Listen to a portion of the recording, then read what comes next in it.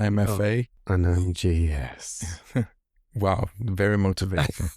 Yeah, my breakfast every day is porridge with a banana and honey. I'm from the banana country.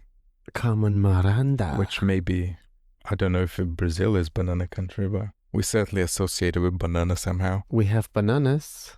Yes. Well, the funny thing Carmen is, Miranda. the actual song, it says, yes, we have no bananas. Huh? Yeah, that's the real song. And then she recorded it. We have no bananas. Yes. Yes, we have no bananas.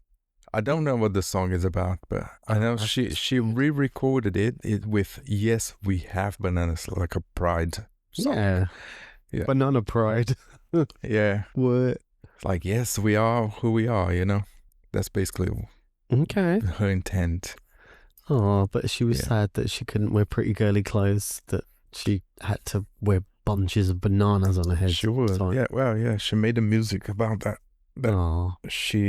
She can't be pretty as all the other girls because she's known by the Tutti Frutti hat. Funny enough, I was just thinking Tutti Frutti. Yeah, that's what she called it as well. So she was known by the Tutti Frutti hat. Yeah. That's all that people expected from her. You know? Tutti Frutti. Yeah, but she made some films back then where she didn't have to wear any of those things. Yeah. Yeah.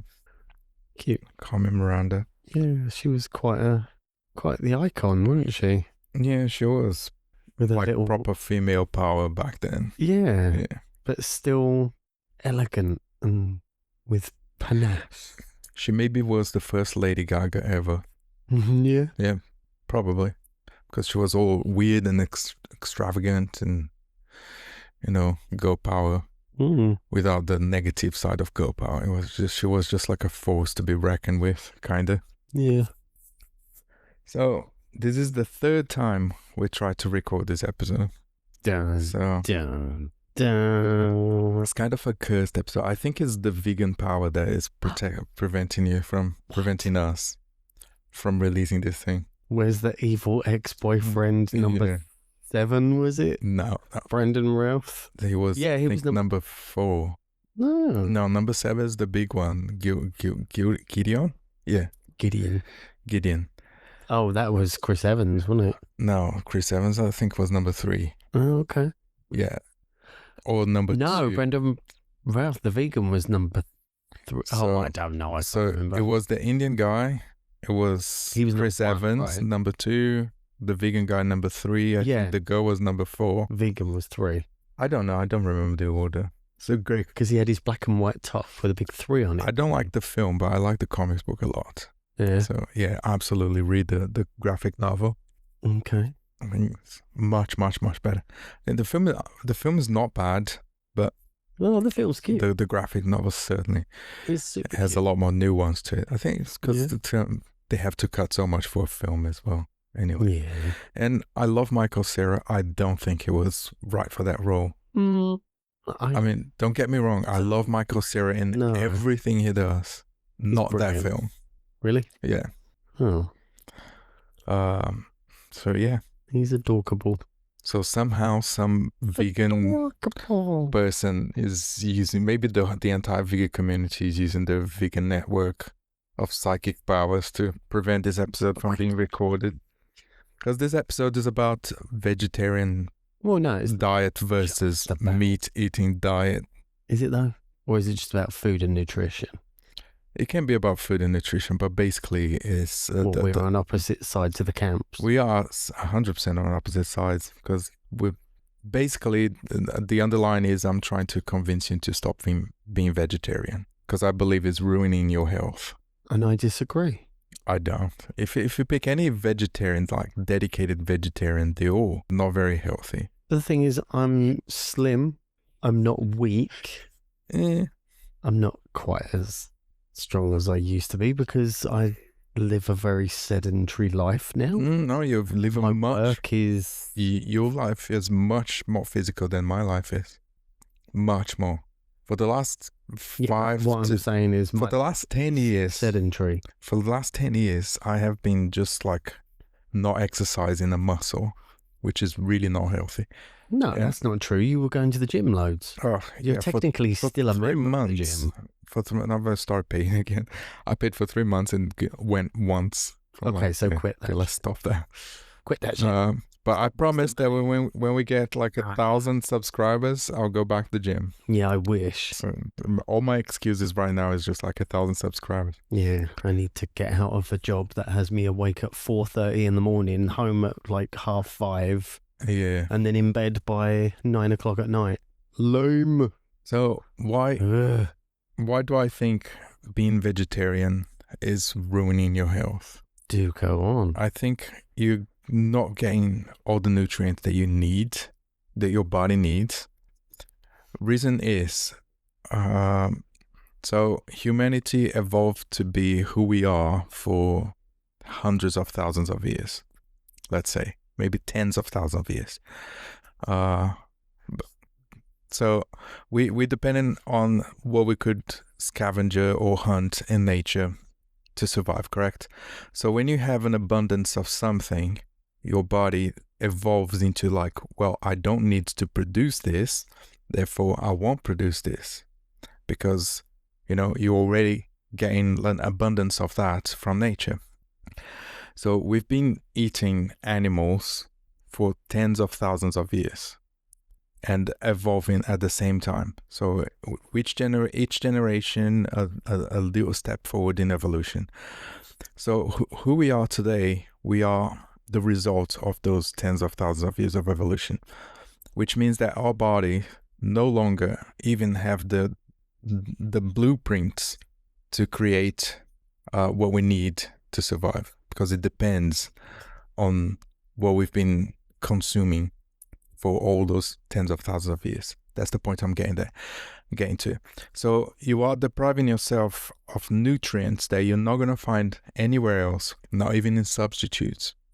And your body is not. Are you talking about proteins and fats from like animal fat? It's hard for me to tell you exactly what it is because I haven't done the proper research, so I can't tell you the names. We've watched a lot of stuff and kind of semi-researched quite a bit, but I can't quite remember all the details. I am a little bit tired right now as well. Yeah. But yeah, even being a vegetarian, I do kind of agree that in a lot of ways there are very, very important fats and proteins that come from animal sources. Mm-hmm. Fats and meats and the blood and stuff. But personally, I don't like the idea of... Okay. But we will get to that point. We will get to the morality of being a vegetarian in a moment. Let me just finish where I'm going with this. I have survived, however. Yeah, you have, but you're basically like a sponge. You're full of holes. What? What am I, SpongeBob? Yeah, basically. What the hell are you talking about? The brain is basically the same thing. You're tra-la-la-la walking on the beach. You don't know that meme, okay? I'll show you later. Okay. So your body is like, you try to eat substitutes that don't really substitute anything. So your body is coping with, they don't. The food I eat is absolutely chock full of protein. Yeah, but not the amount of all the protein or the same quality of protein that you need. No, you can have 4 times of something. Doesn't mean that is, as good as the actual thing that you can have, you're supposed to have. You can put 4 times more concrete in a bar. It may be not as strong as a steel bar. That was a very, very poor example, but it kind of elaborate what I'm trying to say. So your body's trying like, okay, I'm not receiving this, so what can I work with? And it start building foundations of things that are not ideally what it needs. So you create that sponge-like arrow foundation, and your health it's kind of like that. It's full of gaps, full of holes, and your body may be sacrificing other sections of your health to try to cope with everything. So if you look at every long-term vegetarian person, they all fit the same, what's the word I'm looking for? Mold? Kind of the same style. they're all very slim, or they don't look very healthy. They're not very a bad thing to be slim. To no, be painfully skinny with like to be xylophone ribs and vacuum formed skin, that would be bad. Yeah, but there is a. But that's not me. But you need to look at the reason why the person is slim. Yeah, you are. But and this is my dressing gown. Yeah, my dressing gown's beautiful. Yeah, it's from Amazon. Amazon's beautiful. Yeah. Jeff Bezos is gonna like it. Oops. Oh wait, hold on. So I think you know what I'm trying to get. And I'm not saying that I'm the healthiest person in the world, because I am not. I don't exercise. I am a little bit, just have a smidge overweight.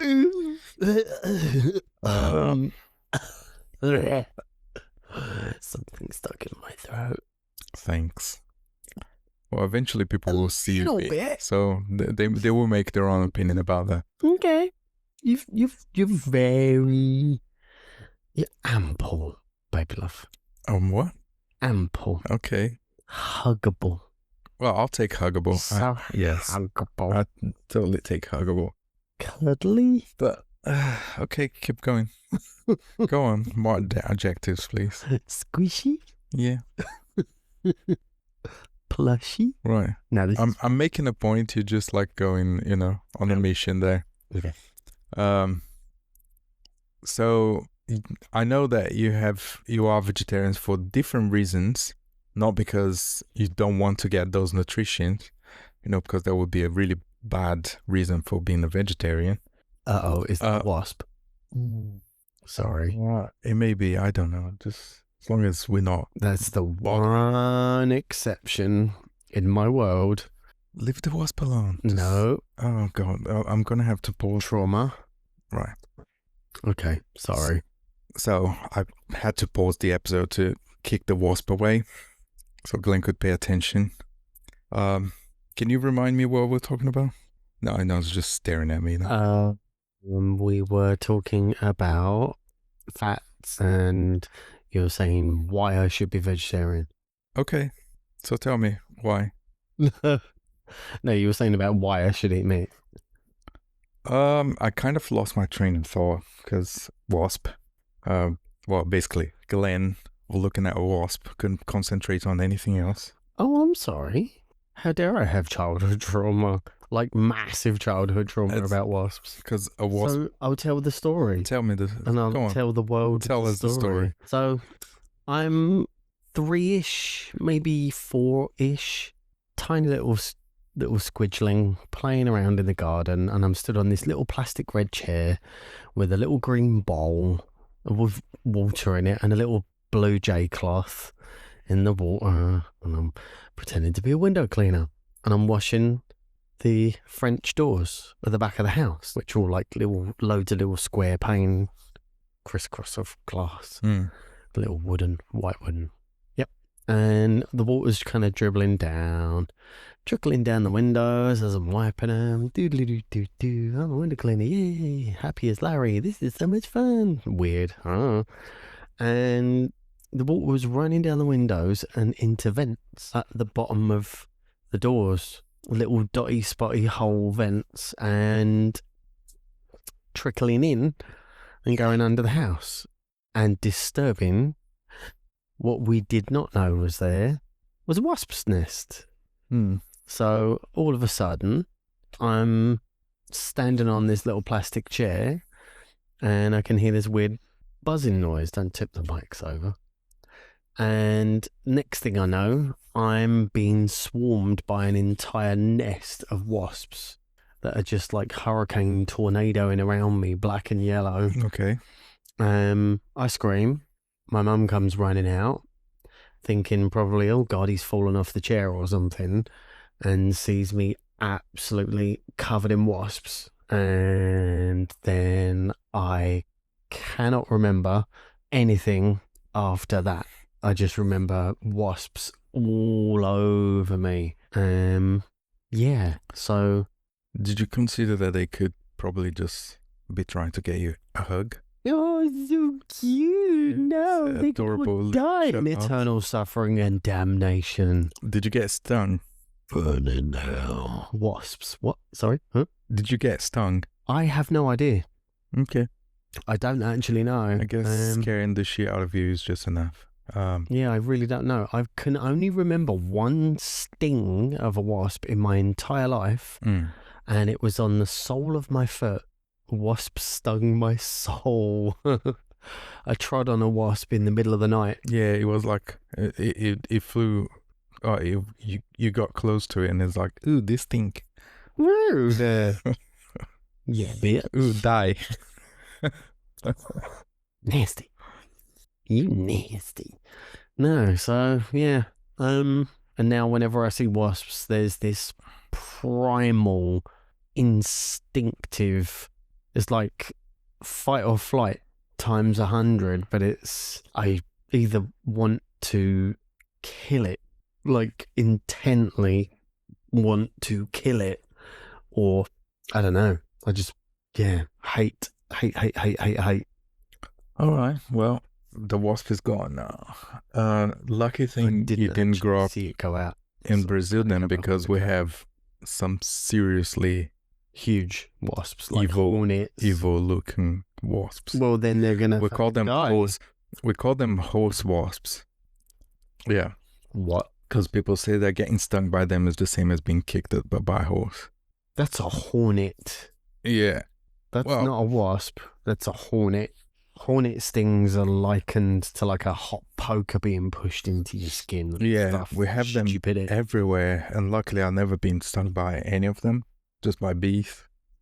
Yeah, Neil, my brother, he got stung in the neck by a bee when we were little kids, and it was, my mum was, I remember that one clearly as well. He was really, really screaming. And my mum was terrified because it was his neck. It swole all his neck up and he couldn't breathe properly. Whoopsie. Yeah. Was his neck or his throat? Stung in the neck. Your throat is like inside your neck. So, no, because when you say stung in the neck, I think around the side or something. Well, but if you can't breathe, it's probably close to the throat then. Yeah, because of the swelling. Yeah. Yeah, but bee sting is, they don't even pierce the skin layer anyways. Yeah, they do. They're so tiny. They don't go through the dermis. Maybe in a child. Bizarrely, I love bees. I really, really love bees. They're super, super cute and adorable, and like they are amazing. Yeah. When I was tiny, adorable. Like a few years old, I remember sitting in my nonna's garden, stroking the bees on the lavender, and she would freak out. Are you talking about the bumblebees? Yeah. Okay. And yeah, because they're hairy and chubby. Sit there stroking the bees on the lavender.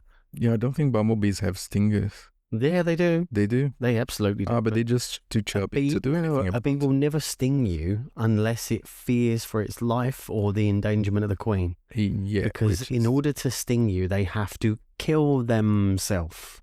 Their sting is barbed and hooked, and it's bodily attached. So once they've stung into you, they have to tear themselves free, and it rips their abdomen. Yeah. So, yeah. And then they die. Yeah, it kills. Yeah, but you never know what makes them feel like this. They're not rational like you are. You know, even you're like, oh, I mean no harm, and they'd be like, oh, danger. Yeah, but they communicate. Die. They communicate with you. Oh, okay. Yeah, of course they do. And then you attune to the communication. Well, I never got stung. And well, how about you call it luck?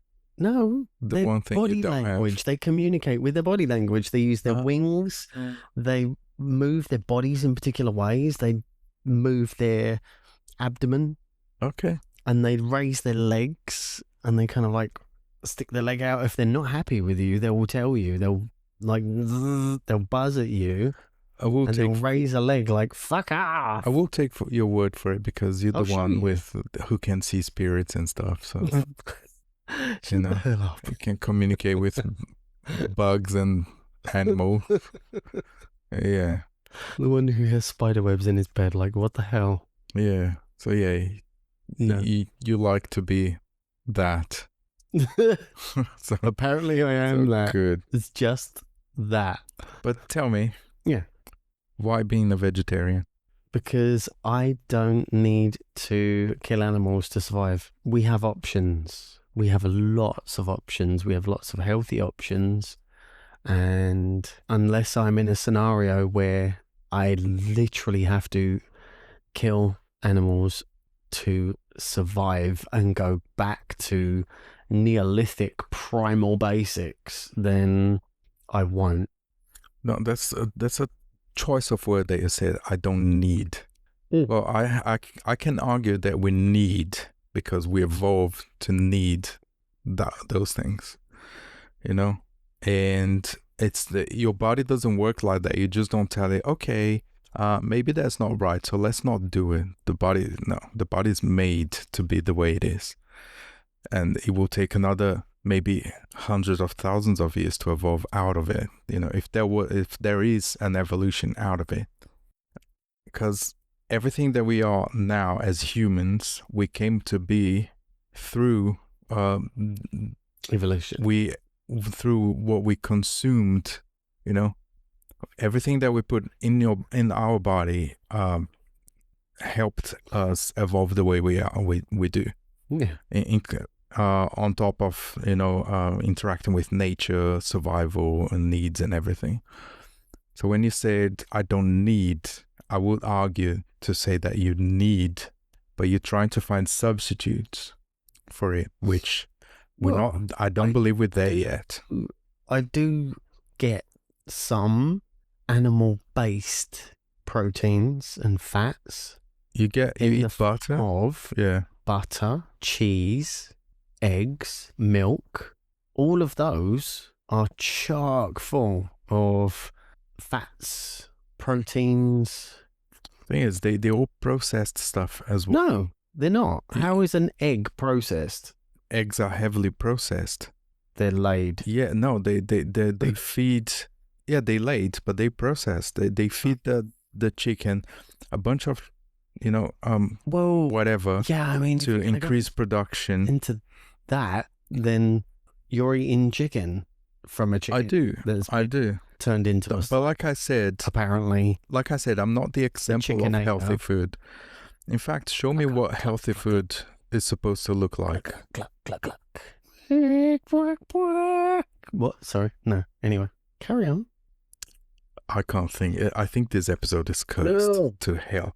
I can't keep a train of thought. No, you can. No, I can't. Fun with it. I can't make a point. But the point I'm trying to make is for you, not for other people. If you're not paying attention to the point, you know, it kind of invalidates it. Yeah. So that's probably why this episode is so hard to record, is because you keep... You think I am the curse? No. I think you subconsciously, you try to avoid... Yeah. You try to avoid listening to what I have to say. No, well, no. Because we've had many a conversation about this. And we never had a serious conversation about this. Yeah, we had lots. Because you always dodge it. Resort to calling me margarine brain, though. Yeah, it's my... I coined that term margarine brain because the compounds that they use to create a quote-unquote substitute for meat... Butter. No, it's not. It's not butter. It's talking about margarine. Yeah, I'm talking about the thing that they fabricate to become a substitute meat. It's technically margarine. Is technically plastic. You know, it's like a molecule from plastic. It's just like it's not at all. It's just like Subway bread. It's just one molecule from being plastic. Are you referring to like corn and all the other meat substitute stuff? Plant-based meat. Yeah, they're made from fungi. Well, I'll get there. Let me finish this. They're not like margarine. I'll get there. Let me finish this one. So your brain, because it's not getting the actual thing, is using that compound instead. So it's like something that is almost plastic, and it's building your brain on, it's replenishing your brain matter with this compound. So to me, it feels like it just rebuilding your brain as a margarine, which is an equivalent to butter, but it's just plastic, you know. So I call it the margarine brain. I'm not making a good case here, but No. before I made a better case. No. I don't remember the names and the compounds and the full details of the stuff that I'm talking about, but I'm like hitting ballpark of the subject anyways. Were you though? I am, because we watched it together, so you know. But you're doing that thing again. That thing. Now I'm learning What to notice. You're sabotaging it. Am I though? Yes. Go on. Please, have the microphone. No. I think you've got bits and pieces from multiple different topics and multiple different sources, and you are Frankenstein's monster in the crap out of them. And you're kind of getting. I kind of see where you're going with some of it ish, but only because I've seen the videos that we've seen. Yeah. The thing is, it's not affecting my health, it's affecting your health. That's why I haven't studied. So. Yeah, absolutely is. But that's why I haven't studied more I'm in relatively depth. fit. I'm relatively strong-ish, and could be a hell of a lot fitter and stronger if I was much more active. Okay. And not completely sedentary, working a job where I wake up at 4:30 in the morning and I sit down all damn day. And I mean all damn day. Okay. The whole day through. Unless I actually walk from one town to another to go and get a sandwich meal deal from the shop, walk a mile there and a mile back. That's the only exercise that I actually get all freaking day. I have to disagree with you, because how old were you when you started being a vegetarian? How can you disagree with that? I'm telling you.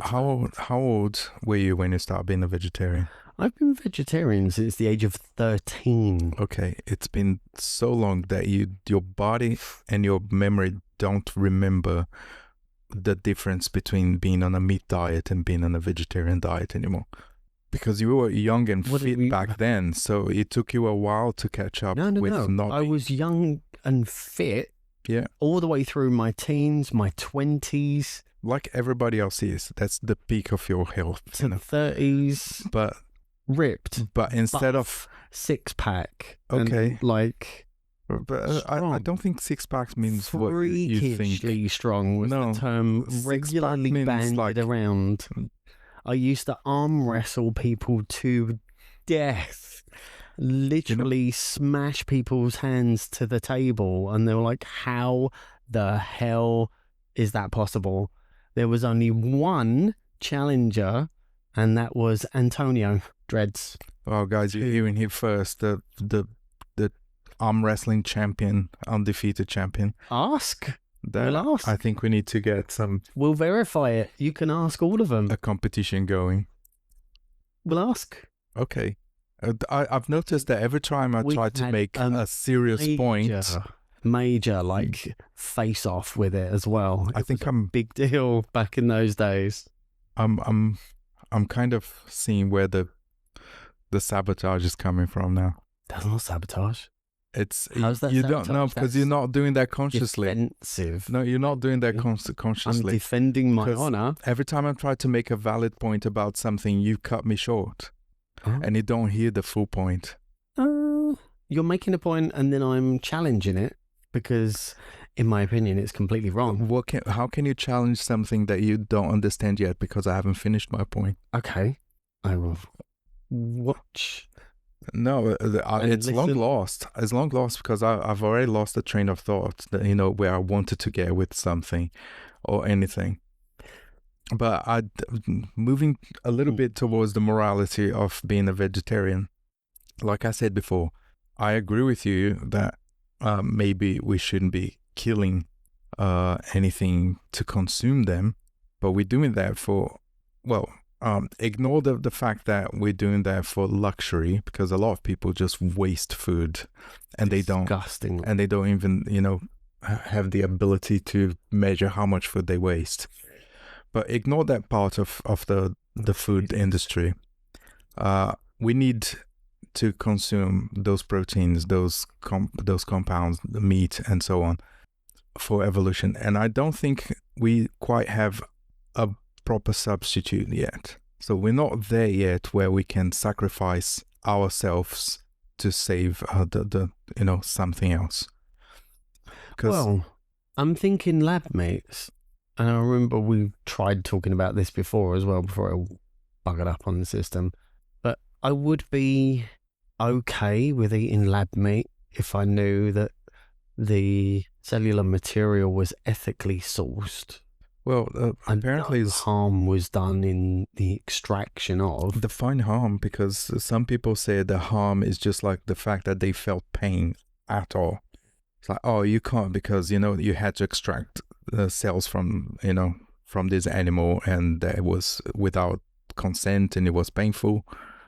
Well, it's such a sketchy topic because we don't know how it works. So I'm thinking, could you extract a chicken's DNA from an egg? Because the chicken made the egg, and all of the genetic material to create the chicken is within the egg. Well, I think if there is a meat, there would be. But if it's unfertilized, would it contain? Yeah, but would only be half the genetic material. Until what point do you consider an egg if it's fertilized? Or what time does it start to? Yeah, because it's the same conversation with humans. Develop. A fetus is not embryonically a human. I'm sorry, I'm making up words now. Say what you say. A fetus are not human. They just like the material that makes a human. Yeah, but it's a very fine line as to at what point during the zygote. I believe the scientific community agree with that is the third trimester, I think. Well, who really knows for sure? Well, I believe they really knows because they do like lots of exams and but based on what? I never read any of the exams. Fetus now, well, you can do through, not verbally, but you've got machines that can detect reactions, not actions, reactions, this and that. Needs research. Yeah, I'm sure there is plenty of research which I've just never read any. Is it trustworthy? Can you really trust? You're gonna have to go. Can you trustworthy? You're gonna have to go and read all of them and see who the doctors are, who they've been working are fallible. What the intent. Some human beings are evil. Some human beings are diabolical. Some human beings are benevolent. Yeah, and amazing. Some are a little bit of both. So how do we know that what we're being told? Well, to be honest, I believe that absolutely to be a true scientist, you need to be a little bit mad. So you don't break grounds without breaking, barrier. Can't make an egg. Yeah, make an egg. Can't make a cake without breaking some eggs. Yeah, you need to walk that fine blurred line between right and wrong a little bit. Sketchy. Yeah, but then you can't put like a tinfoil hat and like, well, there's some people that are evil, therefore everybody, you can't trust anybody. No, you have to go and do your own research. And if there is scientists alive, you can, if that is an important study for you, contact them, have an interview with them, try to get their opinion, try to see who has funded the research, for what purpose, are the results, plausible. Now science was very flawed long ago. Nowadays there is a much stronger peer review community in science. Yeah, I mean people will. Everything's more transparent. Everything's much more transparent, and people will call each other bullshit. Accountable more than they it's not like have been throughout history. Yeah, because before money would buy anything. Big companies would be like, I put money. Well, it still does. Newsflash. But it's much harder nowadays because you work with someone and someone can just leak everything you've done. And because they already not gaining anything from, you being paid off. And it's really hard to keep secrets nowadays. It's not like 1920s anymore. That people would just rip the papers and you don't have any other evidence whatsoever. Yeah, especially with the internet, everything if it was uploaded, it will exist for possibly forever. And everyone's mobile device is a video camera, a recorder, a camera, research tool. it's much, much, much harder to get away with falsifying things nowadays. I don't know what AI. Yeah, tell that to AI now. Oof. We're entering the new stage in life. That may have been the case like 5 to 10 years ago, but now, ooh, scary. We're getting close to that. Yeah. So that's why. What is reality anymore? Going back just a few steps back. Episode AI. What? Yeah. Or maybe we should let AI do this. The next one. No. That's an amazing idea. Everything you hear here, it's not created by AI. It's not consulted by AI. What if we do an episode that's an interview with you and me and an AI? It's going to be just hilarious because they're stupid as hell.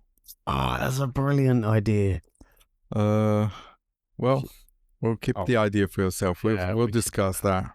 We should interview an AI bot. I mean, I'm sure someone has done that already. They must have done. Oh, plenty. YouTube is full of those. Yeah.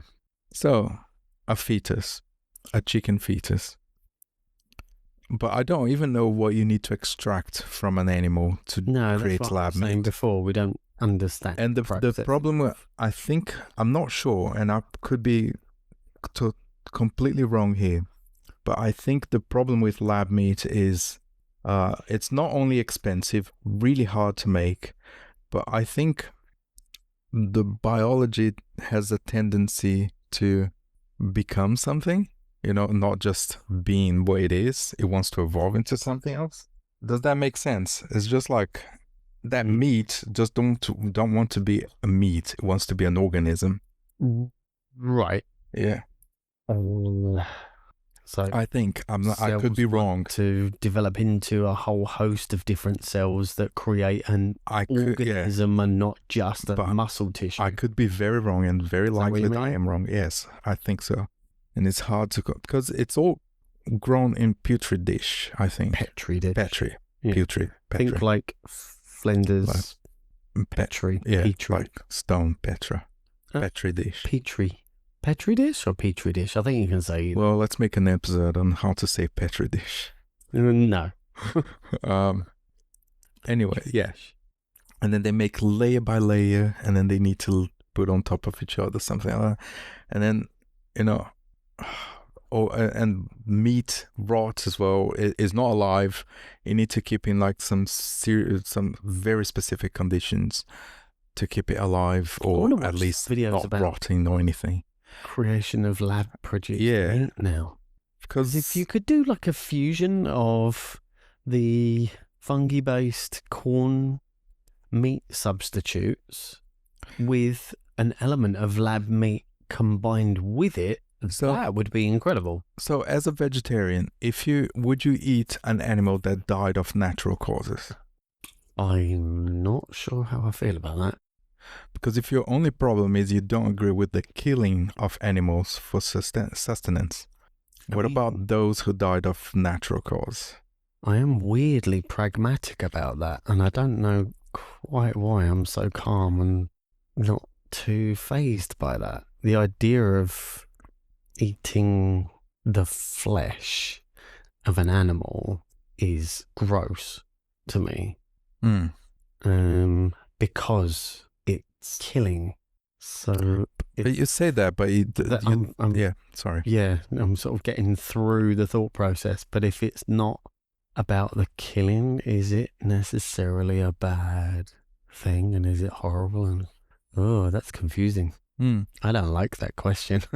Okay. It's fascinating and weird, and I'm kind of dissecting it. You find gross to eat the flesh of an animal, but you don't find gross the smell of a cooked animal. No, I don't. I absolutely fucking love it. Because your body wants it. Chicken? Oh my God. That's your brain telling you should eat this because I want this. That crunchy skin. Chomp, chomp. Did you hear what I said? Yes. Your brain is telling you, I want this. You should eat this. And that stringy, juicy texture of like delicious, succulent roast chicken. Can you don't acknowledge what I'm saying? I am. This is me acknowledging what you're saying. So I'm going to say it once again so you can either say yes or no. When you smell something, when you smell the cooked meat and you you really love that smell. It's your brain telling you, I need this. I heard you and I responded, and I heard you again and I responded again. No, you didn't. Yes, I did. So you agree with that, correct? I don't know if I agree with that. I acknowledge that it's a thing. Bacon, for example. Yeah, because Holy you smell. Shit. You smell. I've said it a million times. If bacon grew on trees and bacon rashers were leaves, I think I would solely be responsible for the deforestation of the planet of bacon trees. Because if you come... Yes. When you come across a dead animal on the road and that rotten smell hits your nose, you know, what's your reaction? It's disgust, correct? Yeah, that is your brain telling you, don't eat this, it's not healthy. Rot. But when you smell something and you really want to eat that thing, it's your brain telling you, we need this. Give me that. It's good. Yes. Can you acknowledge that? Interesting. I could imagine that being a thing. I honestly don't know whether that's true or not. Well, we all know it's true.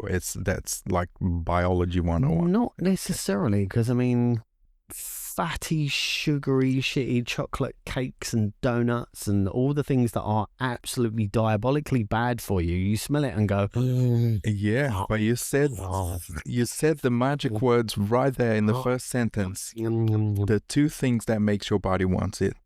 Fat and sugar.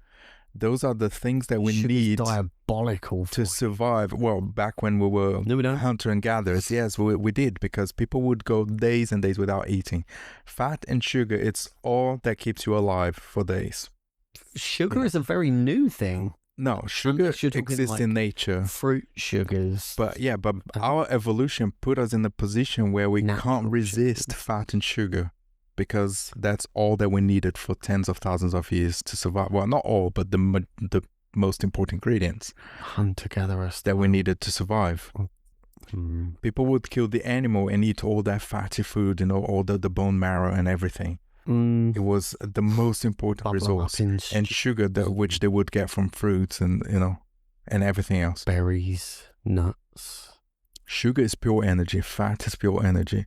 Today, we don't quite use that effectively as we used to use back in time. Now there's all synthetic effects. But we still have that evolutionary trait that your brain goes crazy for it, because those were hard to come by resources. And the food industry very much knows that, and they use that to manipulate you into. That's why they put sugar in everything. That's why they put sugar in fat and sell you chocolate. We need to test this theory and smell things that are literally like super bad for you and in no way beneficial for you whatsoever. Such as? And then see if your body is like, yum, yum, give. Yeah. Because in your theory, if it smells good, your body needs it. And I'm not sure I subscribe to that. But we do need the fat and the sugar. You're just talking about fat and sugar, yes. Yeah, we just have way too much now. Aside from fat and sugar, what I'm saying is I don't know whether I subscribe to your theory that if it smells good, your body needs it. No, not necessarily, because I find a perfume to smell good and I don't feel like drinking it. That's a great example. Yeah. It's not about, I didn't say about the smell good. I'm saying your reaction. You smell the cooked meat. You want it. And your body's telling you, go get it. And you're like, I don't agree with that. I'm not having it. Beef, meh. Steak, meh. Are you serious? Because I just cooked 100%. the other day a big slab of beef and you're like, oh. Chicken, definitely. The smell is amazing. Beef smells kind of weird. Beef mince, I don't cook it up into a lasagna. Yeah, baby. Bolognese, yes. Lush. Smells amazing. But then you've got onions, you've got garlic, you've got tomatoes, you've got herbs and seasonings, oregano, you've got all sorts of stuff going on. Yeah. And then you eat without the beef. You cook it all up. It's just not fulfilling whatsoever. And then the beef is like the least flavoursome element of the entire mix. What? I don't know. I don't think you're being honest. like I said, I just cooked some beef not long ago, a few days ago. You had a slab. Yeah. Cow ass. I had a big sizzling in fat pan. slab of cow. Yeah. And it was delicious. Oh my God. It was delicious. Literally just ate a slab of and nothing else. I just cooked. I know it's not healthy. You shouldn't eat beef every day. No, you shouldn't eat red meat. But when do I eat? Can't digest. When do I eat heavy red meats? Red meat. Tell me. It'll be in your gut for like 300 years. When was the last time that you saw find you in I an can't iceberg. get one argument. And scientists will be like, look, we found one. Yes. Still got it in his teeth and everything. Oh Yes. my God. Yeah. Just like that mammoth that had food in its mouth. Okay. Flash frozen. And then you'll have a Harry Potter book in your pocket and they'll be like, oh my God, they were all magical beings. Like your Harry Potter example argument. Yeah. No, you're making better arguments. Go for it. No, it was just tangentiifying it because it was fun. Why not? I felt like having a tangent as well. It's fun if it's complimentary, not interruptive. I'm trying to make a point. You interrupt every single point I make about this thing, and now I see why those episodes have failed so badly. Oh, that was just tech drama. No, the first one was a tech drama. The second one wasn't. That I didn't even touch it. You can't even say it's my tech black thumb, my EMP soul. No, just destroys. It is your EMP soul. You with me? And here again, I'm trying to make another point. Go. The first one was technical. Yes, we recorded and they lost the episode, and then we had to record again, and there was pure frustration. And now I see where the frustration's coming from. You don't let me make any argument or any point at all. You just immediately, What?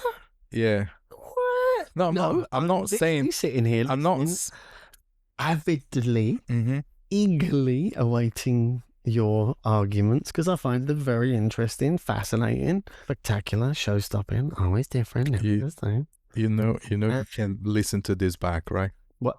You can listen. We're recording this. You can hear it back. Literally. And then you can hear every time I'm trying to so desperately to make an argument. No, you're not. And I'm commenting. Okay. Even though they kind of go against the grain of my own thinking, which is fascinating and weird I think at the same time. We're going to have to let the audience tell us, especially the their opinions out there. Tell us. Yeah, I'm sure they're going to go like rage, the keyboard rage warrior kind of thing. Yeah.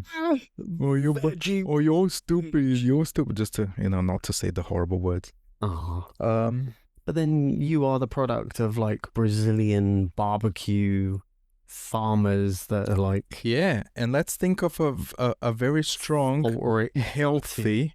Disembowel it and then throw it on a barbecue 5 minutes after you just chopped it up. Right? Yeah. Am I right? You're staring at me with Guess who's strong as an ox? Yes. Brazilians are healthy, strong, full of energy. And we heavily... genetic mixing of a million different cultures as well. Incredibly good. Yeah, but that's not an argument for you because you're also mixed race. Everyone's mixed race. There's no such thing as pure anything. Okay, Glenn, but you know what I mean. It's not like you've been in a lineage of race for a very long time. You've got French on you, you've got German, you've got Italian, you've got... The way you pick British. German first. Well, it's in your DNA. Mm-hmm. French first, German second, Italian third. All right. You'll have to rub that in. 23andMe, damn you. But then talking about that, I'm more Portuguese than anything else as well. Coming in from a very different place to the rest of Italy. Yeah, South of Italy has got a lot of African influence. Yeah, you come from an area in Italy that I think you can only trace. It's got very Northern European influence, hence French and German. You come from an area in Italy that I think you can only trace your lineage up to a certain point, and then it just become a pool of DNA. What? Yeah, all the parties that they used to have. Who knows who was responsible for what? So car keys in a bottle.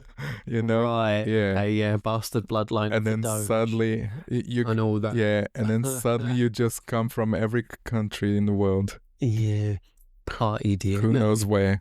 Yeah. Yeah, that would explain a few things. But yeah. So I don't even know what was the point I was trying to make. Well, lots of things. But yeah, you were saying about not being a vegetarian. And if I were to, would I eat an animal that died of natural causes? We were going down that route. Yes. Which... Oh, you may be hearing people walking and talking nearby because the windows are open. I think our neighbours are outside. Well, it's insanely hot. It's like 28 degrees right now. So I apologise for that. For England, that's crazy hot. I'm going to crack the back door. No. The noise is not coming from here. It's coming from there. I know. Oh, okay. So are you going to close the window? Sorry, that's the most unprepared podcast that you're probably listening to. So while Glenn is not on microphone, I can actually make a point. So eating red meat too much, I don't think is healthy either. I can't tell you why. There are researchers about this. So I don't really eat red meat too often. But that's a very interesting point that we've reached here, which is, would you eat? Which is? There he's done again. Which is, would you eat the meat of a dead animal that died of natural causes? So according to your logic prior to this, you should have said yes, because what you don't agree is with the mistreating and killing of animals. Well, what I was saying was I was exploring that thought process of a lot of my disgust with meat, and is that it's the flesh of an animal that's been killed. But then I've handled tons and tons and tons of animal meat, cooking with barbecues, and as much as I don't like what it is and I wouldn't eat it because of what it is, it's just a thing when you're holding it. This is a really strange kind of thought process. I never really thought about it in quite this way before. Because if we raise chickens ourselves in where we live, we can't do it here, but let's say we move to another place, we could raise our own chickens. And if I show you with 100% certainty that I put the animal to sleep before I killed it, so there was no pain involved whatsoever, there's no conscious knowledge of that the animal will die, so that remove the inhumane aspect of meat harvesting. But you're still killing it. Yeah, which is something I have to live with. If I put a pillow over your pretty little face and sung lullabies in your ear,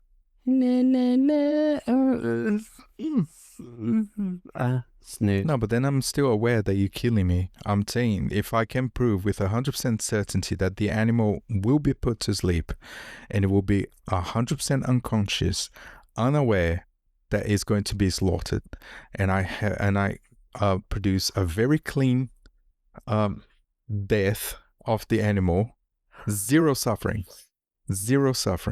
Half side. Where? So I don't think you quite know exactly why you're a vegetarian. You hang on to the idea of torture and inhumane. My brain hurts. So if you fell asleep and somebody slit your throat, that would be okay. That would be okay. I would not know. I mean, there would be a murder because I'm another human. We don't consume humans, so that is not a thing. Oh yeah. Your example don't quite work on that one. But if I were to be murdered, yes, please. When I'm not aware of it, 100% of the time. Ooh, now we're going into the definition of murder. It was murder. Why was it murder? What made it? I don't know. If I'm gonna be killed or if I'm gonna be murdered, what difference it makes? Why is it murder? If I'm gonna die, well, make it even simpler. Murder. If it's a chicken, it's still a murder has an intent of harming. If I'm going to be killed, not harm. Yeah, but Kill. Okay, I think we're getting far more technical than this should have been. Because one, I'm a human, I'm not for consumption. But if I'm going to die, whatever the scenario, it doesn't matter if it's by the hand of a person or by an accident. If I could choose to die unconscious, I would choose that 100%. Yeah, of course. Yeah, because I won't feel a thing. Of course. I won't know anything. But that's a separate thing. I mean, it's, you say I'm a human, I'm not for consumption. That's not Until entirely true. an alien race comes all over the world. There have been, but they're learning from example, from like real life cultures, problems, that eating human flesh can only cause harm of your own health. People go mad cow crazy when they eat other humans. You know. But we're not making an episode about cannibalism, which we could in the future. We're making an episode about entire episode about, and that's when the argument fails, because I'm trying to make a realistic argument for meat eating.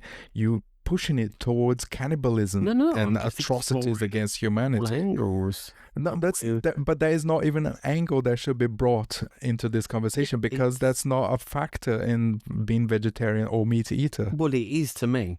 No, it's not, because no one eats humans. To me. Well, you have to review your arguments. They're not correct. Meat is murder kind of mindset. Yeah, but I think it keys into, like, you'll eat a cow, you'll eat a chicken, you'll eat a goat, you'll eat a lamb, you'll eat all of these kind of not a big fan of lamb. Typical farm animals. But you're probably a bit different in this respect. But most people, if you said, "Here you go, here's a dog," they would be revolted and absolutely disgusted. Horse meat, shocking, it's terrible. I wasn't eating. I wanted to have horse meat and I didn't, and I regret. So, it was legal there. I wanted to taste it. That's why I said, I want to taste it. Probably going to be a bit weird and different in this respect. But I won't, because I grew up around cows. Yeah, I know, around 90%. People generally make distinctions between different kinds of animals, and it's okay to eat one animal, but abhorrent to even think about eating a different kind of animal. Why? Yeah, because I find that massively hypocritical. Because to avoid eating every kind of every type of animal, we humanity developed farmed animals, which is livestock. Dogs and cats, they're not livestock. You know, other animals, they were evolved. They were forced into evolving into being something for consumption. If you look at a wild cow, they nowhere near as appetizer, and the meat's going to be too hard as appetizing. Yeah, as a farmed cow. And I grew up around cows, chicken, and porks that were raised. And pigs that were raised for food comes. Yeah, we call them porks in Portuguese. Oh, porco. Yeah, they were grown for the purpose of becoming food, and I played with them, and it was fun. And like, I don't see the difference. Honestly, don't. And it's not like we're weird. We are literally weird. No, I've seen them being killed right in front of me, and I ate their meat, and it was fine with me, at least with me. There are more humane ways to killing them. Yes, there are. That we should use that. Yes, absolutely. That we should force companies to do it 100%, and put more pressure on the government to reinforce the humane killing of those animals. 300%. I'm in. I will be in this fight when it's actually happening. Interesting.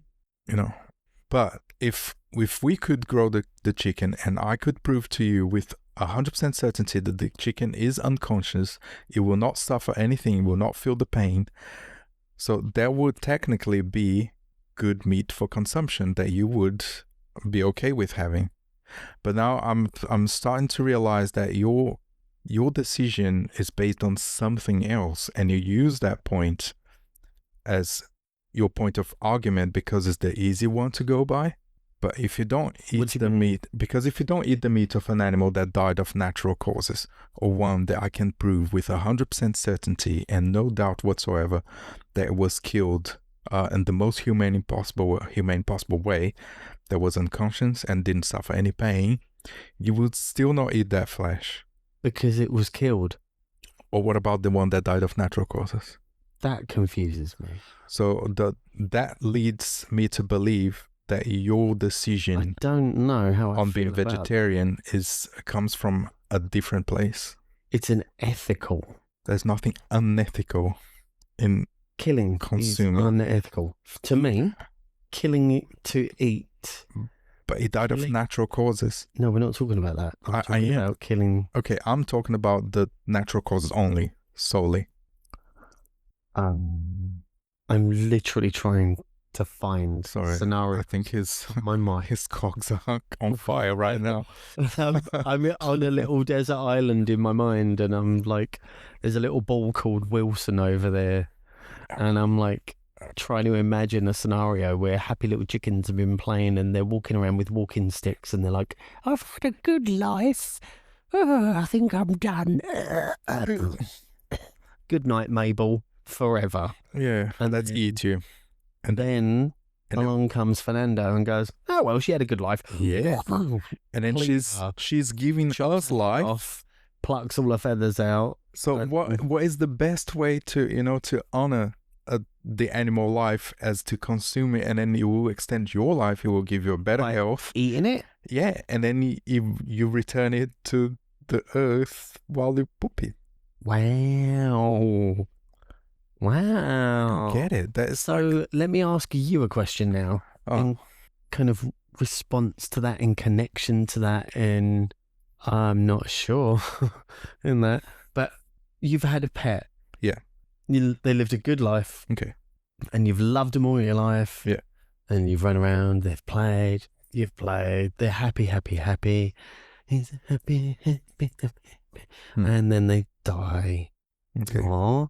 Buffet, barbecue. Well, so this is going to sound really horrible, but when Dara passed away, okay. Did your family barbecue her?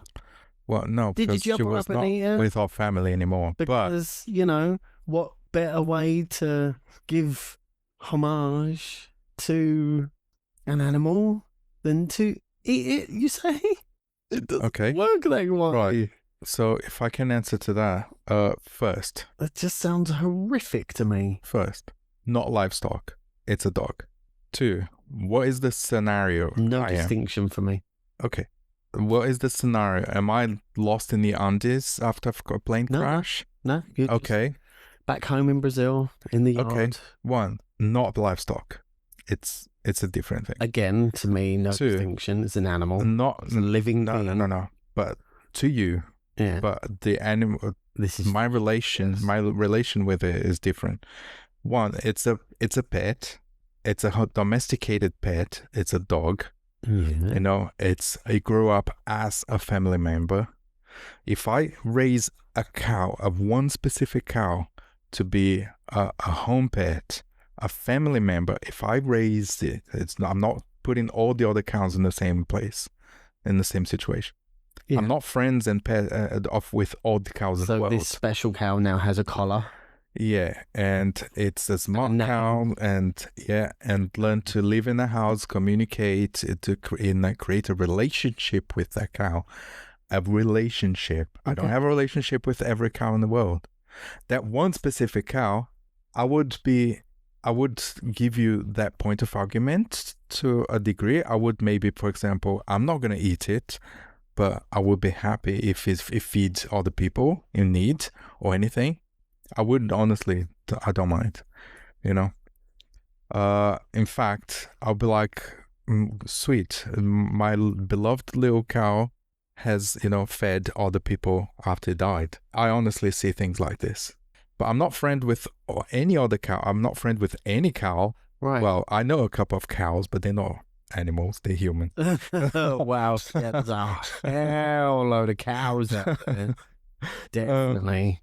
Too many of them. So that would be a one exception decision No. I don't treat every other cow in the world the same way. Extension to scenario. Here's a little more scramble for your noodle. There's 2 cows. Okay. Not 1, but 2. And they're side by side. Okay. And they're identical. They were born at the same time. Same second. More or less, give or take minutes. Same mum. Same moo mum. I don't think they have 2 babies. Moo mama. No, they don't have 2 babies out. They have this one did. They magically had... twins. Okay. They were twins. Twin cows. Twin cows. Okay. Twinkle, twin cow. They even completed each other's moves. Yeah? Yeah, okay. And they went, you said clunk with their little hooves. Coop. Yeah, they became a burger. Yeah, Uh-oh. What just happened? You just ruined my argument. Oh, yeah. So, 2 cows.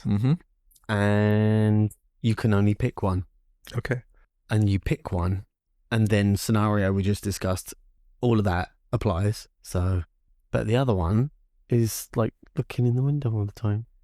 Very sad. All sad because cows are incredibly emotionally intelligent. They can be. I think any animal extraordinarily can create emotional attachment. No, not emotional attachment. Intelligent. Okay. Cows are phenomenally emotionally intelligent. Okay. And they feel and respond hugely to stimulus, and they feel. Okay. So you've named Daisy, but the other one you're like, douchey, go away. A hamburger. So, you put why Steakina? Why would I kill Steakina? What's the reason why I'm gonna kill Steakina to eat? Because you want to eat her ass after you. Well, if I just want to eat meat, I'll go and buy meat. I don't need to kill the cow for it. There is a reason why I would kill the cow. But buying meat is just buying another cow. Another. Yeah, it's just like fuck those cows. That my someone cows else chopped up. Yeah, it's like my cows are cool, but fuck the other ones. Skin and disemboweled. Yeah, and because we everybody lives life like that in a way or another.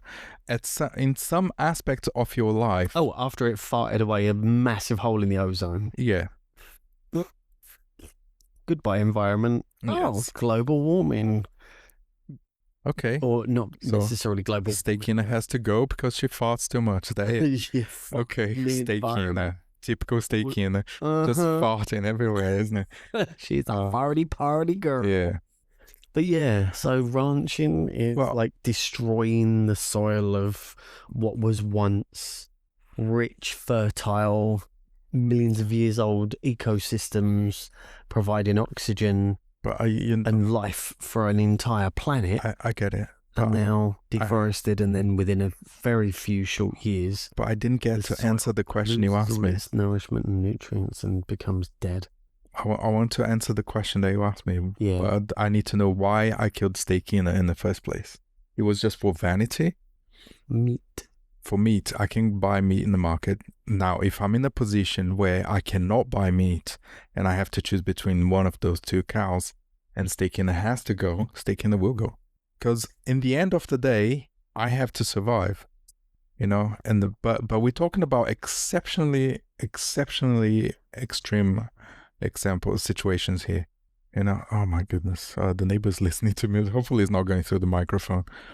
It's quite loud, actually. Pick up. There's a little bit of resonance. Yeah, there's a little bit of hum, but it should be filtered. I think so. So we'll see. If I'm in any scenario where I have to choose between my life or, you know, the life of a livestock, the livestock goes first. Goodbye. If I have to choose between my life and the life of a dog, and I'm talking about exceptional scenarios, like I'm falling off an airplane and I can either hold myself, crash in the Andes. Yeah, I can either hold myself or toss the dog into safety and die. It's more likely I will hold on myself. More likely. It will break my heart, absolutely. You know, and if I have to choose between saving your life or the life of a dog, I would probably. Don't you choose the dog? Your life first. Possibly. But what would you choose between my life and the life of a dog? I fear for my life. No. Yeah, I do. Because you never give me signs that, you know, you respect people or me, or you respect one thing above the other. You force yourself to a position where everything has to have the same kind of treatment precisely. But you don't care about other people's car, you care about your car. I was literally thinking I would try and save you both. There you go. And I will be I dead. would. So if I don't look after, if I don't would look not. for myself in the I phone, would not. yeah. I would do Says the everything person about- holding the dog while I'm falling off an airplane. No, I tried.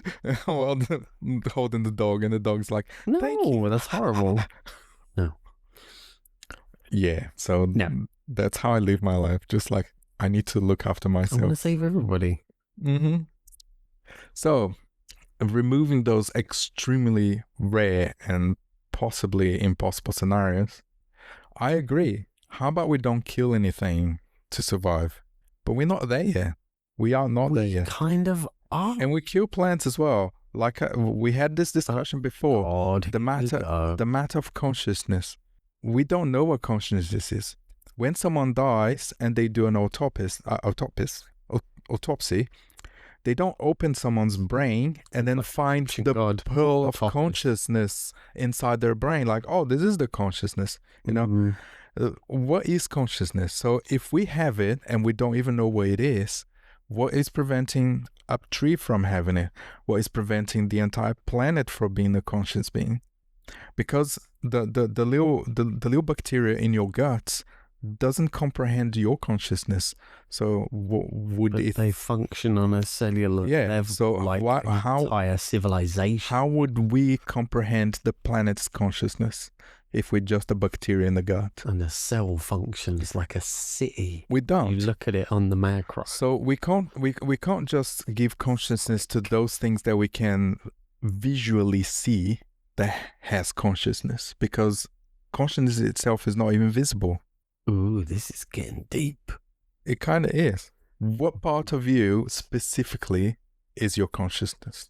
Tell me what cell. You can't. It's an invisible, immaterial thing. Does it? Yeah, where is it? Where does it come from? Is it in your heart? Is it in your brain? Is it even in your brain? Who knows? Well, it is in your brain, because if you do a heart surgery, you change your heart, you're still yourself when you wake up. Or damage we don't your brain, we don't know exactly what happens, because we never had someone changing brains. Yeah, but it's an interesting one, because acquired brain damage, if you say, for example, damaged your frontal lobe, you lose certain character traits and functionality. There was you, but it's no longer you. Mm-hmm. So am I you? Me? No.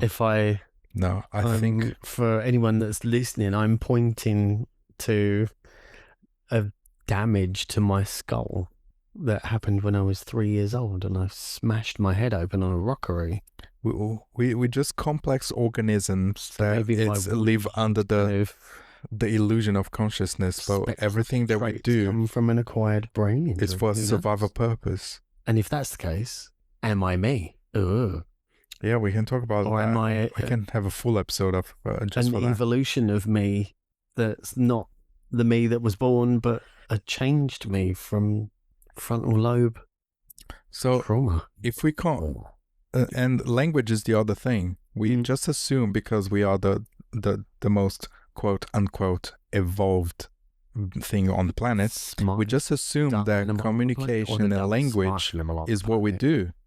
But plants can have their own language, their own form of communication that we don't listen, we don't comprehend. Forms of communication, yes. Language, don't think I would attribute the word language to. Yeah, but we're just assuming that language is what... Interaction, yeah. Plants interact with each other. Like, for example, I'm looking at the walnut tree in our back garden, and quite close to it is an elderflower tree. The elderflower is quite an aggressive plant. It really, it grows really quickly and voraciously, and it's not quite as insane as buddleia, for example, but the whole walnut tree has leaned away, like almost as if it's it is avoiding. Hell away from me. The tree bends on an S curve just to avoid the other tree. There's a sort of railway wood block kind of square around the base of the tree that's all wrenched up from the lean of it. it forces itself to grow the other way to avoid the other tree. So maybe trees are racist. It could be. Oh They God. might not even like each other whatsoever. Oops, bash the mic. Walnuts hate elderflower. Mm. Oh, it's not racist. Oh my God. Maybe it's trying to get over to the pear tree. Maybe it fancies the pear tree. Okay, but again, I was trying to make a point, and you completely dismantled that point. To the point that, one, I don't remember what the point is anymore, and we can't continue that conversation. Yeah, we can. I don't even know what I was talking about. Just waffling. Remind me. So we're talking about the Plants consciousness. communicating, consciousness, language. Boom. There we go. Back in the room. So yeah, but it goes back even further. Memory. No, it goes back even further to the point that I was making, which I almost forgot, but it's right at the tip of my tongue. I saw that margarine in your Which is, yes, how about we don't kill anything to survive? Yeah. That would be perfect, but we also kill plants. We also, not just animals.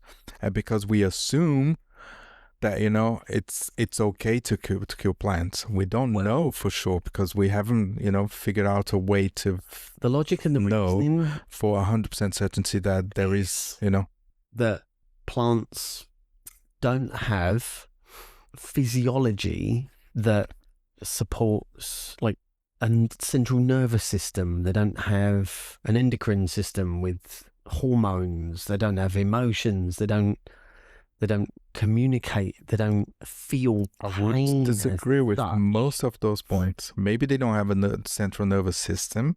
As far as we can't tell. React to damage. They all the other points that you made, they feel. They have chemical responses. They have physical responses to damage. Yeah, to damage, to danger.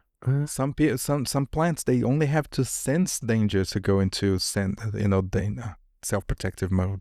Such as? Don't ask me. But the little ones that you stroke them and they go and close up. That's one example. Yeah. Or the plants that if they feel a certain vibration mechanism, what is that reaction? Are you anthropomorphizing and attributing agency to a biomechanical response? I'm not, but I'm also not a tactile reflex, and you're like, oh, they feel pain. Oh no. No, I'm not anthropomorphizing. Vegetarians are evil. Oh God, I can't say the word now. Anthropomorphizing. I don't even know if that's the right word to use. I'm not humanizing the plant, but at the same time, I'm not saying it's just because I'm not humanizing the plant doesn't mean that it's just an object. No, I don't know what a plant is. They have some level of... So I don't know every time someone... living organisms? Yeah, I don't know every time someone unroot a carrot or cut a broccoli, what is the actual reaction or feeling or whatever response of that plant? Well... Is it screaming in terror? Don't know. Are you trying to give me nightmares? No, what I'm saying is... Are you trying to traumatize me and make me feel like... my eternal soul is damned for being vegetarian? No, I'm trying to... It's not to get too extremist, because if the only problem with eating meat is because you don't like the torture, there are tortureless way to harvest meat. I mean, it's not that. I don't... Oh, hang on. I need to be careful how I word this because it's going to sound horrific. It's not the torture that's the problem. Is the killing. Torture is horrific, and it's an additional diabolical, horrible, abhorrent words, bad, but it's extra to the I don't like the idea of killing an animal and consuming its flesh. Okay, but then you have a problem with eating an animal that died of natural causes as well. Well... So I don't think you know exactly. I've only just begun to scratch the surface on that entire thought process because I never really thought of that before. This is literally a first. I don't think that's ever... I'm not sure. I think we might have just scratched that surface of that conversation before. But yeah, because to produce, you don't harvest the milk from the cow yourself. You know, all those cows comes from a milk harvesting facility. Plant factory. And it's not very humane. No, I don't like. Yeah. I know, and you're kind of leaning into it because you know that I don't like the process. But if you can ignore Milk one thing, you can itself. ignore another. It doesn't mean that No. That's a bad way round. For me, that's a very bad way round. I mean, that's like... Oh, not necessarily ignore, but fight for better conditions for the other. That was a poor choice of words. So not ignore it, but you know, you can, if you want to actually fight. I fight. used to be as a kid, like really sort of animal rights activist and kind of really anti so many more things. But as I've grown and as I've evolved and aged and whatever and lived through life, I've had to kind of try my best to stick to my principles, but sometimes I've had to kind of bend a little. I mean, I have a leather jacket, for example, that I've had since I was 18 years old. Yeah. Holy shit. It's falling apart, by the way. Holy shit, that thing's 30 years old. Oh my God, you're so old. Oh my God. I'm not that old, everyone. I am not that old. Excuse me? I'm not that old. So, bitch, please, you're 2 years younger than me. How offensive. Holy shit. I look like 25 though. So. Years old. Wow, you need to respect that jacket. But yeah, anyway. I probably respect him more than you do. I have leather belts. I would have let Late to death long ago. And a leather jacket. Even the spirit of that jacket one day is gonna haunt you because it's like, let me rest, you know. let me finish. Let me die for good. Let me die for good. I don't even know what speaking English is anymore. You know, it just wants to rest. It's falling apart. Oh, it's not. It's going strong. So, would you say that in the future you would consider becoming a meat eater that fights for the right of humane harvesting? Oh, I don't know. That just feels like such a betrayal of everything that is me. And what happens to you as a person when you turn on your beliefs? Because we are on that scenario all over again. The plane is crashing and you have to save yourself or the cow. Which one are you going to save? In that scenario, I would react accordingly. Now, imagine life is... Our life is not that scenario. But imagine life as being a one super slow motion airplane crash that takes 80 years. Goddamn train 80 years crash. To happen. Yeah. Oh my God, life is a train. So extends the time of the events to last 80 years. So you're slowly crashing through life, but you're choosing to save the cow and not yourself. A cow that doesn't know who you are, it just eats and farts, and it was made to be consumed. Are you the twin of me? We're gonna have a full podcast on perhaps like who eats and farts all day. What? Okay. You are Stakino. Hey, Stakino. Stakino is dead long ago. I've already eaten it. I have like 10 hamburgers. Yes. Grilled, barbecued it. So you're constantly choosing to save the cow over your own health. And chickens and pigs and lambs and sheep and goats and rabbits and ducks. And I don't eat goat or I don't like shrimps and crabs. Shrimps and crabs, yeah. An octopus it's nice, but not alive. I like them cooked. And squid. You eat calamari. Yum, yum, yum, yum, yum. You eat everything. I eat anything. I will eat anything. Life except is sacrosanct. Mint stuff. I don't like mint. Mint? No. Mint? I don't like anything mint is a plant. What are you talking about? I know, but they usually like cook meat with mint. Oh, that's lamb. Yeah, and they put mint in other stuff. Mint. I don't like that. But I'll eat anything. As long if it's legal, I'll eat it. I'm not gonna eat any shit. Legal is a human construct. Yeah. Legal is a human absolutely construct, and it's 100%. legal or illegal as far as somebody decides and announces and declares and signs to say this shit's illegal. Because the only reason why I wouldn't eat something illegal is because it's not legal. I'll be in trouble. So motherfuckers, I'm like, food is food. Damn rules. No, and make perfectly fine stuff illegal. Let's put a lion on the stick. And make perfectly just legal eat stuff it. illegal. And perfectly legal stuff. So I have to say, for the purpose of defending myself, that if it's legal, I will definitely consider it. Can I eat a cow? Yeah, it's still legal. Can I eat or whatever? No, not legal. Okay, so no. You're not gonna see me eating cockroaches if I ever go to China. It's not gonna happen. Why not? Because cockroaches. Because cockroaches. Yeah. You hate them. No, because I'm not in a position in life where I need to eat a cockroach and there is no other option. Crunchy protein. Yeah. It's not like if I'm on apocalypse and there is nothing else and there's just me and the cockroach. Like a little pack of Doritos. And I'm starving, I'm sure. Yeah. Crunchy. With the creamy feeling. Chili. Flaming hot. Yum, yum, yum. So you're not going to see me eating that. I don't need to eat that. Because there are other options.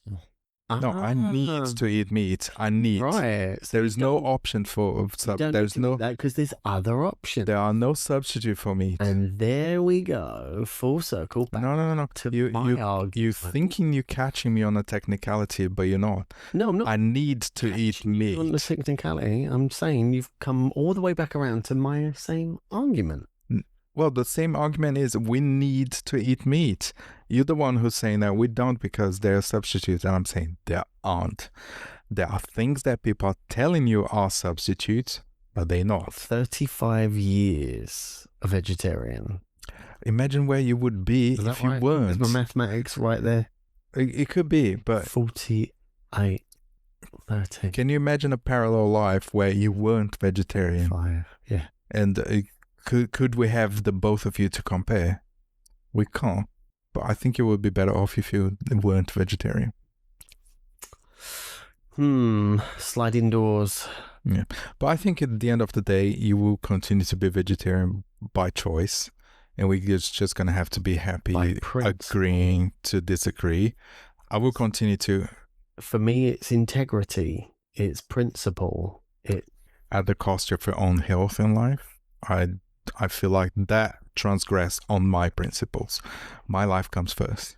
I don't see it that way. I don't see that I'm damaging my body and my health. Because that's all that you have. You don't have a Glen B. Dimension. You don't have a Glen B to compare. Reference it.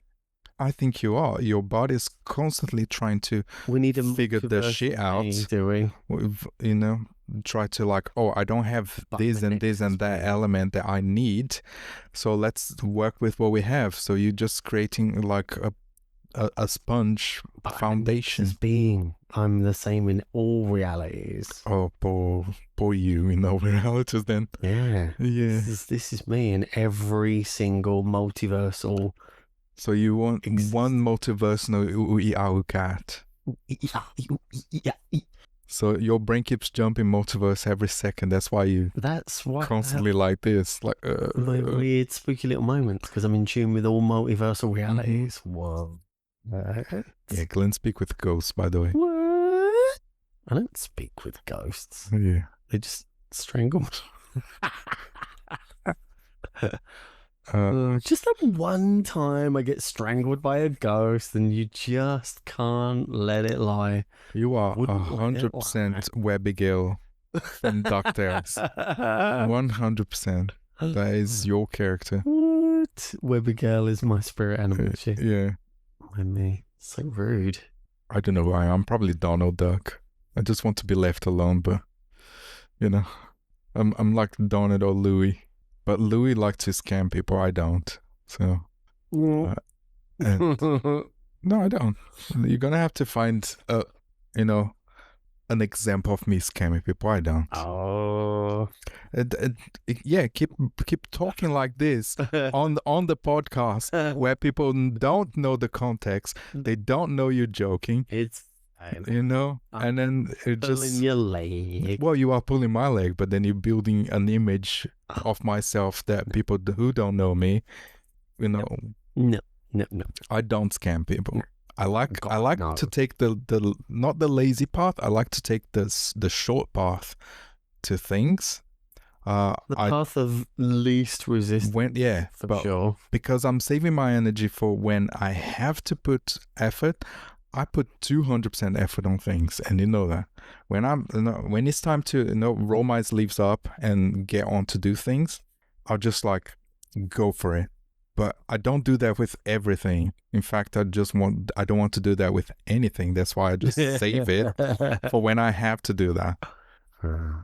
But hey. Yeah. Food nutrition. Yeah. So I guess at this point we can just agree to disagree.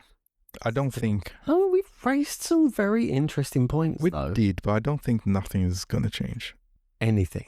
That's a double negative. I don't think nothing is going to change. I don't think nothing ain't going to change. I ain't not going to not know nothing change. What? Yeah. No. I think we're going to just continue to be the way we are. I've said it before, I'll say it again. If you think and say that nothing will ever change, then nothing will ever change. If you say that change is possible, change is possible. Is change possible in your way? Would you change being vegetarian? Is only constant in life. But you don't. You're still vegetarian. Would you change being vegetarian? Interesting. No. There you go. But change is the only constant. Oh no! Broken my brain. Mm-hmm. Welcome to my life. Well, I guess there's levels of change. Oh. I would consider lab meat if it met my kind of ethical principle standards, if for want of a better word, not standards, but then ethics. I question myself, where are your ethics when you drink milk? Well, in the right circumstances, cows aren't harmed to milk them. I don't like the element of like they're hormone induced to be constantly kept thinking that they're pregnant. Their body thinks they're pregnant all the time. So they're overproducing milk, so they're constantly milked and pumped with mechanical suction cups on their teeth. And then the moment that they lose 3% productivity, I find all of that they discard it. Abhorrent. I really do not like that at all. Which is why for ages I was like, yeah, soy milk. But then, but soy milk is much more expensive and not very healthy you start, at all. Yeah, this is the thing. When you start to look at what the options are, and you get prohibitively expensive options, and you get not so healthy options, you get forced and railroaded back into the easier option that the whole kind of life as a whole mechanism and a sort of collective of hundreds of different corporations and entities that make our life what it is, you end up being pushed back to where you were. And it's... so if you can overlook... If you looked at everything, you'd go batshit crazy and explode. That is true. That's the point I'm trying to make. Maybe I'm not being very good at trying to make that point. And people that is if you dig deep enough, everything is shit. You know, everything is terrible, and you just shouldn't do anything. But if you are willing to overlook the treatment of animals, so you can drink milk or eat eggs, eat butter. Can you not like extend that just one step ahead and maybe eat fish? Totally different. Eggs are unfertilized ovulations. They are literally a chicken's period. Have you seen the conditions those chickens have to live in? It's not nice. I know. Yeah. I work very, very close to a chicken farm. I know. Chicken can smell it from a mile away. Vile. Yeah. The stink of it is absolutely revolting. And I see their trucks parked along the A14 with plastic crates full of these poor little chickens that are crushed in. They can't even sit with their head up. Their necks are cracked down because they're just like too shallow, and they're crushed in like sardines in a tin. Yeah. And they sit there. I've actually seen lorries sat there for like over a day. So these the sun. poor bloody chickens. Yeah, no food, no water, no, just horrible. Okay. I hate it. I despise it. And it makes me want to pull over and beat the crap out of the driver. But it may come as a surprise to you, but I also hate that. I also hate that. Individually, so that would be completely... But I come first. Psychotic and irrational if I did that. I come first. If I have to eat those things because I have to. They make me a healthier person. They make me, a smarter person. Because I need those things to rejuvenate my brain and everything. So we need to find better ways. I mean, yeah, back to what I was saying with your comment, why not eat fish? Because milk doesn't kill the cow, and done appropriately doesn't harm the cow. You can milk a cow fine. But then a cow grown with a goat. And hold on, let me finish. Cheese is from the milk. So again, it's like there doesn't need to be harm there. Eggs, unfertilized, ovulations, they're never going to be developing into a fetus and hatch into a chick and grow into a chicken because they're unfertilized. So there's no harm done there. Chickens lay eggs, they just constantly pop them out. Okay, but if you a fish was alive, was swimming around. But if you honestly smack its head with a rock. I mean, I don't want to paint you like you making a bad decision, so don't get me wrong. But if you care about the well-being of those animals, the cow that is grown to be meat, they have a much better life and a quick end than the cow that is kept alive for milk, which leaves a life of long-term torture. And at the very end, when they can't produce anymore, they are dispatched off. So horrible. Yeah, and the cow that is actually meat is usually have a healthier life. It's probably see more greens and more pastures than the other option, and on one day more the flesh to taste better. Yeah. So, but then if you put on a scale of if you put on a scale of torture like and bad life, bad experience, inhumane treatment, the milk cow gets the worst, and so is the egg chicken. I'm gonna have so many nightmares tonight. I'm sorry. Eat meat. What time is it? I need to check the time. Yeah, because I need to go to bed very soon. Do you want to leave it here then? Thinking about all these horrible things when I go to sleep. I'm sorry. I'm very sorry. I wanted to not being a vegetarian, but I don't want to guilty you into not being a vegetarian. I'm just trying to come with like honest arguments. Rational. And I will always entertain it. As much as I despise it, I will always entertain it. Yeah, because I'm weird like that. I still cook two different meals when I'm cooking for you. I respect that, even though I don't agree with that. And yeah, and vice versa. Yeah. I will cook you a meaty meal because you eat meat. But how about this idea for another episode? Is consciousness the same in every animal? Is the same level of consciousness that you have compared to what a dog has? Like a fish to a dog, or a fish, to a cow, to a shrimp, to an octopus, to a snake, to an eagle, to... So because we have different levels of consciousness as a baby, as a child, as an adult.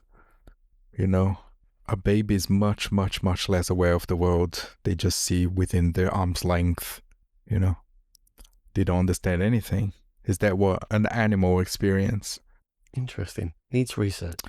It needs a full-on episode of we just speaking from the top of our mind with maybe being right, maybe being wrong. Sweet. So let's end here. That was quite a long one. It was. Let's knock it on the head. Let's stomp that one. Let's agree to disagree here. And you can carry on being a vegetarian if it makes you feel better. Yay, thank you so much. Because I need your permission. What? I mean, I'm just explaining the perspective of which I see things. Yeah. And that's all I can do, anyways. Yeah, I know.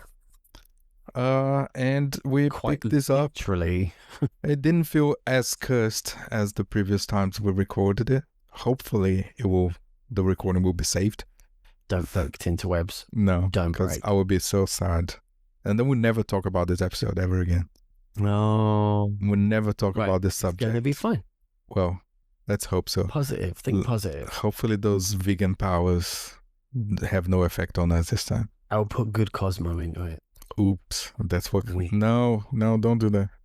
Don't bring your ghosts into it. No. What? No, don't attune to this, please. Shut up. No Reiki. Just like that song another one about attuning. Going to China to attune. An episode. Yeah. We need to talk about Reiki. Cosmo. You mean charlatanism? And yes. Kundalini. Let's talk about charlatanism. Qi and Chi and Reiki. Let's do that on another episode. So for now, that is it for today. If you're still the last one here because you fell asleep, thank you. But if you're listening to this, thank you so much. Don't forget to like and comment and do all the stuff that you have to do. And we'll see you on the next episodes. See ya. Bye.